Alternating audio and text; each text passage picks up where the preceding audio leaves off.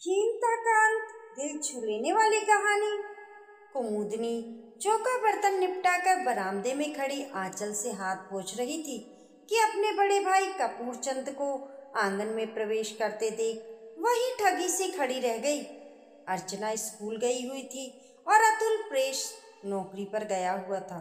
कपूर चंद ने बरामदे में पड़ी खाट पर बैठते हुए कहा, अतुल के लिए लड़की देखाया हूँ, लाखों में एक है, सीधा सच्चा परिवार है, पिता अध्यापक है, इटावा के रहने वाले हैं, वही उनका अपना मकान है, दहेज तो ज्यादा नहीं मिलेगा पर लड़की बस यूं समझ लो चांद का टुकड़ा है, शकल सूरत में ही नहीं पढ़ाई में भी फर्स्ट क्लास है, अंग्रेजी में एमए पास है। तू बहुत दिनों से कह रही थी ना कि अतुल की शादी करा दो, बस अब चारपाई पर बैठी बैठी हुक्म चलाया करना। कुमुदनी ने एक दीर्घ निश्वास छोड़ा। 6 साल हो गए उसे विधवा हुए। 45 साल की उम्र में ही वह 60 साल की बुढ़िया दिखाई पड़ने लगी। कौन जानता था कि कमलकांत अकस्मात यूं चल बसेंगे। वे एक प्रेस में प्रूफ रीडर थे। 10,000 रुपये पगार मिलती थी। मकान अपना होने के कारण घर का खर्च किसी तरह चल जाता था। अतुल पढ़ाई में शुरू से ही होशियार न था। 12वीं क्लास में 2 बार फेल हो चुका था। पिता की मृत्यु के समय वह 18 वर्ष का था। प्रेस के प्रबंधकों ने दया करके अतुल को 8,000 रुपये वेतन पर क्लर्क की नौकरी दे दी। पिछले 3 सालों से कुमुदनी चाह रही थी कि कहीं अतुल का रिश्ता तय हो जाए। घर का कामकाज उससे ढंग से संभलता नहीं था। कहीं बातचीत चलती भी तो रिश्तेदार अड़ंगा डाल देते या पास पड़ोसी रही सही कसर पूरी कर देते। कमलकांत की मृत्यु के बाद रिश्तेदारों का आना जाना बहुत कम हो गया था। कुमुदनी के बड़े भाई कपूर चंद साल में एक आध बार आकर उसका कुशल क्षेम पूछ जाते। पिछली बार जब वे आए तो कुमुदनी ने रुआ से गले से कहा था, अतुल की शादी में इतनी देर हो रही है तो अर्चना को तो शायद कुंवारी ही बिठाए रखना पड़ेगा। कपूर चंद ने तभी से गांठ बांध ली थी, जहां भी जाते ध्यान रखते। इटावा में मास्टर राम प्रकाश ने जब दहेज के अभाव में अपनी कन्या के लिए वरना मिल पाने की बात कही तो कपूर चंद ने अतुल की बात छेड़ दी। छेड़ क्या दी, अपनी ओर से वे लगभग तय ही कराए थे। कुमुदनी बोली, भाई दहेज की तो कोई बात नहीं, अतुल के पिता तो दहेज के सदा खिलाफ थे, पर अपना अतुल तो कुल मैट्रिक पास है। कपूर चंद ने इस तरफ ध्यान ही नहीं दिया था, पर अब अपनी बात रखते हुए बोले, पढ़ाई का क्या है, नौकरी आजकल किसे मिलती है, अच्छे अच्छे डबल ए में जूते चटकाते फिरते हैं, फिर शकल सूरत में हमारा अतुल कौन सा बेपड़ा लगता है। रविवार को कुमुदनी कपूर चंद के साथ अतुल और अर्चना को लेकर लड़की देखने इटावा चली गई। लड़की वास्तव में हीरा थी। कुमुदनी की तो उस पर से नजर ही नहीं हट रही थी।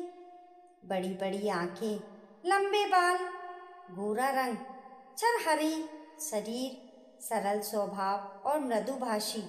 जलपान और इधर उधर की बातों के बाद लड़की वाले अतुल के परिवार वालों को आपस में सलाह मशवरा का मौका देने के लिए एक एक करके खिसक गए। अतुल घर से सोच कर चला था कि लड़की में कोई ना कोई कमी निकाल कर मना कर दूंगा। एमए पास लड़की से विवाह करने में वह हिचकिचा रहा था, पर निवेदिता को देखकर तो उसे स्वयं से ईर्ष्या होने लगी। अर्चना का मन कर रहा था कि चट मंगनी पट ब्याह करा के भाभी को अभी अपने साथ आगरा लेती चले।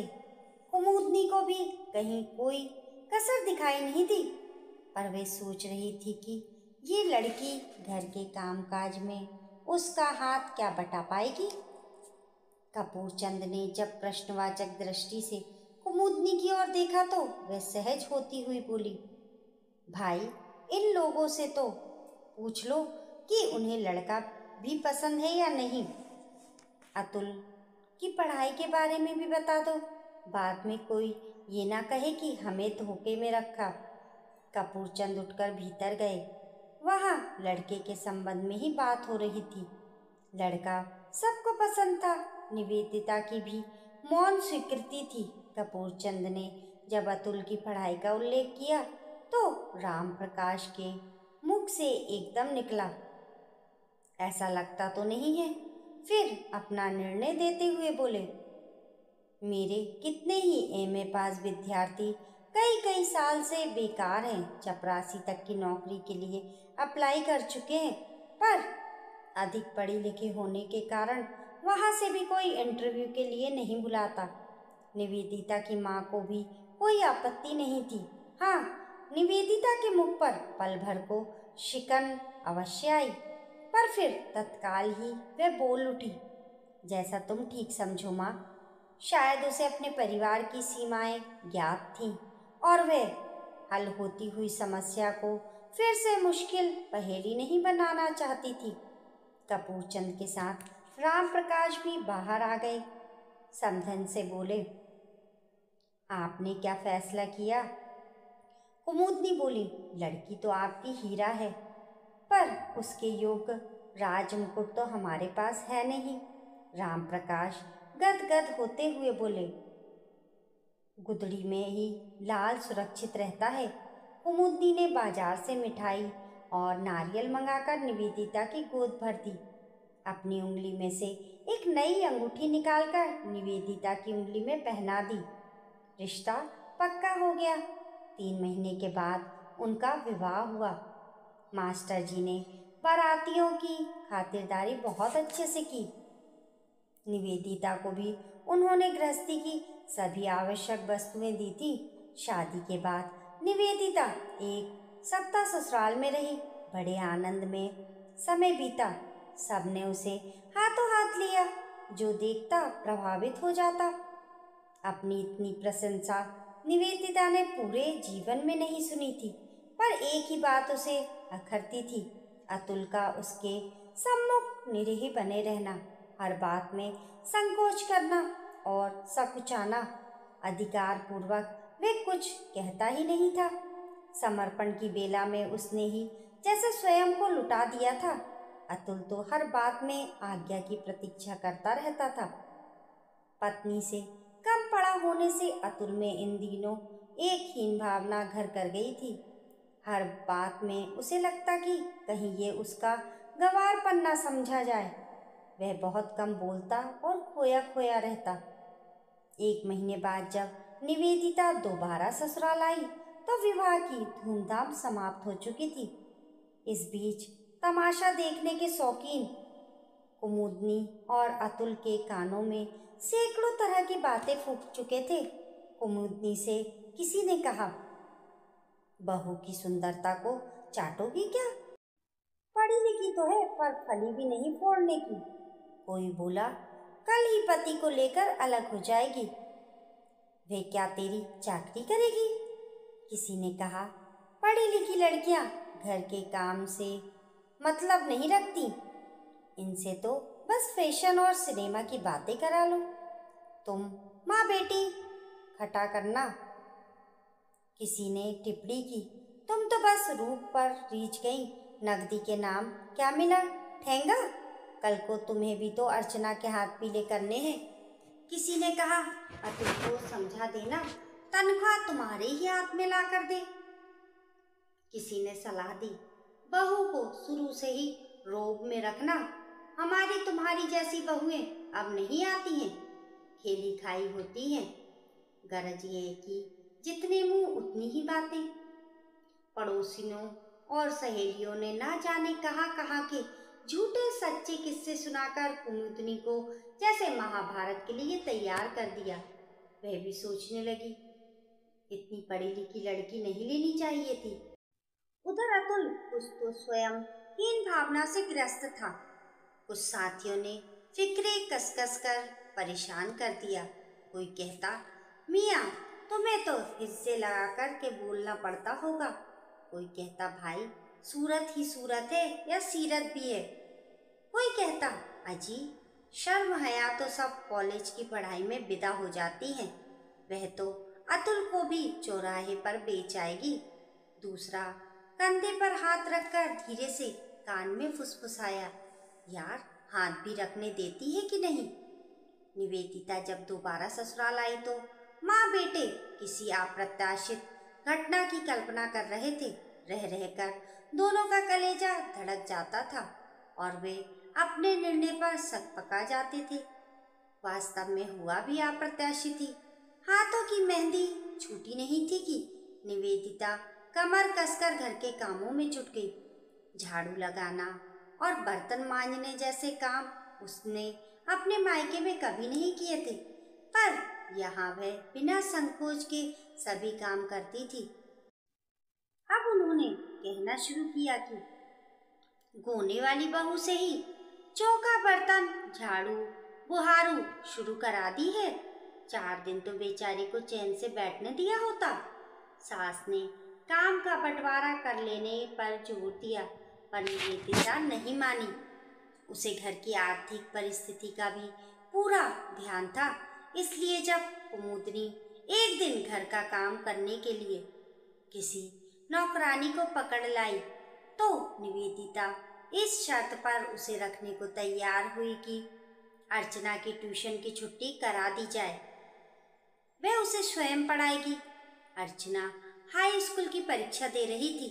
6 माही परीक्षा में वह अंग्रेजी और संस्कृत में फेल थी, सो अतुल ने उसे घर में पढ़ाने के लिए एक सस्ता सा मास्टर रख दिया था।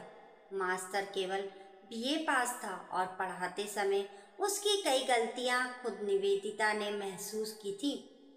800 रुपये का ट्यूशन छुड़ाकर नौकरानी को 500 रुपये देना महंगा सौदा नहीं था। निवेदिता के पढ़ाने का तरीका इतना अच्छा था कि अर्चना भी खुश थी। 1 महीने में ही अर्चना की गिनती क्लास की अच्छी लड़कियों में होने लगी। जब सहेलियों ने उसकी सफलता का रहस्य पूछा तो उसने भाभी की भूरी भूरी प्रशंसा की। थोड़े ही दिनों में मोहल्ले की कई लड़कियों ने निवेदिता से ट्यूशन पढ़ना शुरू कर दिया। कुमुदनी को पहले तो कुछ संकोच हुआ, पर बढ़ती हुई महंगाई में घर आती लक्ष्मी लौटाने को मन नहीं हुआ। सोचा बहू का हाथ खर्च ही निकल जाएगा। अतुल की बंधी बंधाई तनख्वाह में कहाँ तक काम चलता। गर्मी की छुट्टियों में ट्यूशन बंद हो गया। इन दिनों अतुल अपनी छुट्टी के बाद प्रेस में 2 घंटे हिंदी के प्रूफ देखा करता था। एक रात निवेदिता ने उससे कहा कि वह प्रूफ घर ले आया करे और सुबह जाते समय ले जाया करे। कोई जरूरी काम हो तो रात को घूमते हुए जाकर वहां दे आए। अतुल पहले तो केवल हिंदी के ही प्रूफ देखता था, अब वह निवेदिता के कारण अंग्रेजी के प्रूफ भी लाने लगा। निवेदिता की प्रूफ रीडिंग इतनी अच्छी थी कि कुछ ही दिनों स्थिति यहाँ तक आ पहुंची कि प्रेस का चपरासी दिन या रात किसी भी समय प्रूफ देने आ जाया करता था। अब पर्याप्त आय होने लगी। अर्चना हाई स्कूल में प्रथम श्रेणी में पास हुई तो सारे स्कूल में धूम मच गई। स्कूल में जब ये रहस्य प्रकट हुआ कि इसका सारा श्रेय उसकी भाभी को है तो प्रधानाध्यापिका ने अगले ही दिन निवेदिता को बुलावा भेजा। एक अध्यापिका का स्थान रिक्त था। प्रधानाध्यापिका ने निवेदिता को सलाह दी कि वह उस पद के लिए प्रार्थना पत्र भेज दे। 15 दिनों के बाद उस पद पर निवेदिता की नियुक्ति हो गई। निवेदिता जब नियुक्ति पत्र लेकर घर पहुंची तो उसकी आंखों में प्रसन्नता के आंसू झलक आए। निवेदिता अब दिन में स्कूल की नौकरी करती और रात को प्रूफ पढ़ती। घर की आर्थिक दशा सुधर रही थी, पर अतुल स्वयं को अब भी बूना महसूस करता था। प्यार के नाम पर निवेदिता उसकी श्रद्धा ही प्राप्त करती थी। एक रात जब अतुल हिंदी के प्रूफ पढ़ रहा था तो निवेदिता ने बड़ी विनम्रता से कहा, सुनो। अतुल का हृदय थक थक करने लगा। अब आप ये प्रूफ संशोधन छोड़ दें, पैसे की तंगी तो अब है नहीं। अतुल ने सोचा, गए काम से। उसके हृदय में उथल पुथल मच गई। संयत होकर बोला, पर अब तो आदत बन गई है, बिना पढ़े रात को नींद नहीं आती। निवेदिता ने मुस्कुराते हुए कहा, वही तो कह रही हूँ। अर्चना की इंटर की परीक्षा के लिए सारी किताबें खरीदी जा चुकी हैं। आप प्राइवेट परीक्षार्थी के रूप में इंटर का फॉर्म भर दें। अतुल का चेहरा अनायास लाल हो गया। उसने असमर्थता जताते हुए कहा, इतने साल पढ़ाई छोड़े हो गए हैं, अब पढ़ने में कहाँ मन लगेगा। निवेदिता ने उसके निकट खिसक कर कहा, पढ़ते तो आप अब भी हैं। 2 घंटे प्रूफ की जगह पाठ्यक्रम की पुस्तकें पढ़ लेने से बेड़ा पार हो जाएगा, कठिन कुछ नहीं है। अतुल 3-4 दिनों तक परेशान रहा, फिर उसने फॉर्म भर ही दिया। पहले तो पढ़ने में मन नहीं लगा, पर निवेदिता प्रत्येक विषय को इतना सरल बना देती कि अतुल का खोया आत्मविश्वास लौटने लगा था। साथ ही ताना देते कोई कोई उससे कहता कि वह तो पूरी तरह जोरू का गुलाम हो गया है। यही दिन तो मौज मस्ती के हैं, पर अतुल सुनी अनसुनी कर देता। इंटर द्वितीय श्रेणी में पास कर लेने के बाद तो उसने स्वयं ही कॉलेज की संध्या कक्षाओं में बीए में प्रवेश ले लिया। बीए में उसकी प्रथम श्रेणी केवल 5 नंबर से रह गई। कुमुदनी की समझ में नहीं आता था कि बहू ने सारे घर पर जाने क्या जादू कर दिया है। अतुल के पिता हार गए, पर ये पढ़ने में सदा फिसलती रहा। अब इसकी अकल वाली दाढ़ निकली है। बीए के बाद अतुल ने एमए में प्रवेश लिया। इस प्रकार अब तक पढ़ाई में निवेदिता से जो सहायता मिल जाती थी, उससे वह वंचित हो गया। पर अब तक उसमें पर्याप्त आत्मविश्वास जाग चुका था। वह पढ़ने की तकनीक जान गया था। निवेदिता भी यही चाहती थी कि वह हिंदी में एमए करे, अन्यथा उसकी हीनता की भावना दूर नहीं होगी। अपने बूते पर एमए करने पर उसका स्वयं में विश्वास बढ़ेगा। वह स्वयं को कम महसूस नहीं करेगा। वही हुआ। समाचार पत्र में अपना एमए का परिणाम देखकर अतुल भागा भागा घर आया तो माँ आराम कर रही थी।